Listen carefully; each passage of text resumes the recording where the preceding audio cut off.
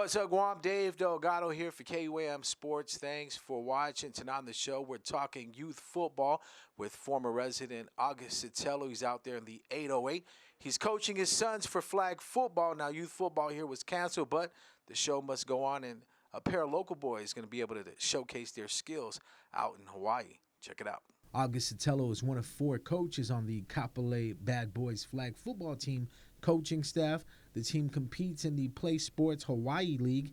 Sotelo has 2 boys on the team, 7-year-old Evan Andrew Blas Sotelo and 6-year-old Aizen Clark Camacho Sotelo. The Bad Boys have had a lot of success in the league, making it to the championship game the past few seasons.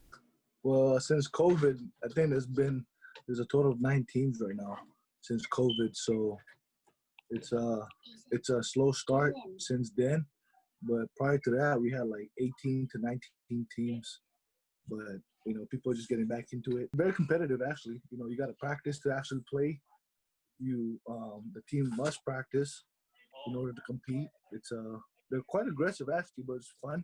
It preps them to, for the next level, tackle football. So that's what this flag football is all about, just to prep them to play tackle football. And how has it been, being a coach and having your sons play for your team? I know on the football field, everybody's treated the same, but what's that like, seeing the progression of your sons and just having them on your team as a coach? It's a lot different. You got to put the daddy thing aside, the daddy coaching aside. So it actually it's a good motivation for my kids because you see other kids' skill level, and either they compete with them or they want to get better themselves. So, and we don't play daddy football, that's for sure. So if I know that my son is not performing the game day, I pull him out, I take him out, I put another player in. So it's fun. It's fun. It's a little challenging, but fun. The 2 boys on the same team and them being teammates and interacting with one another. What's that like as, from the sideline, seeing them out there on the football field together? Whether it's on game day or during practices, it's rewarding as a parent, and it's nice to see them be able to know each other's strength and play off of that. So like Evan is older and versus Aizen, and with Evan being so aggressive in nature in terms of his hunger for the win and hunger for the touchdown and hunger for that flag, it really helps to show Aizen how to develop that skill, because while he's the youngest on his team, he also is not that assertive or aggressive on the field. So it really helps him to see how he can be through his brother, who he really looks up to.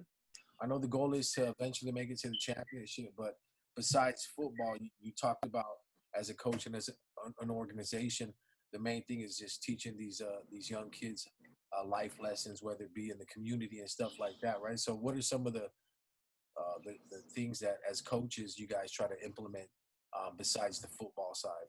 That effort and hard work is the thing that we can't control. That's the thing that they're lacking sometimes, that their inner motivation is actually what they need. And we try to say that every practice that we could teach you everything that we know about football, but one thing you can't teach is effort and hard work. You know what I mean? It comes within the kids themselves. So we try to do that. So when you go to the next level, high school, intermediate football, tackle football, everything's not given to them and handed to them, that they got to earn it and they got to put effort into it to get what they want. And it goes on with life. Nothing is not just going to be handed to you. You got to get it and earn it. It's not just about being a player. Mm-hmm. Because their team, for their football club, does a lot of community service work. They not only, last Christmas, they donated to it's called an Ole Manu shelter. It's a transitional shelter. And they donated toys at Christmas time. They donated toiletries. And this was our second donation this past weekend again. So I think from the perspective of their growth, it's not just as a player, but also as an individual or as a kid. The Triton men's soccer team at the University of Guam signed its first 2 players for the 2020-2021 season. Darren Smart and Jose Timinglow both signed athletic letters of intent and will receive partial tuition grants to play for the Tritons under new head coach Dylan Napati. Smart is a former Guam national team player who represented the island for 4 years in international competitions in Japan and the Philippines. Timinglow is transferring to UOG from Grossmont Community College in San Diego. The Triton men's soccer team will play in the Guam Football Association when it resumes competition.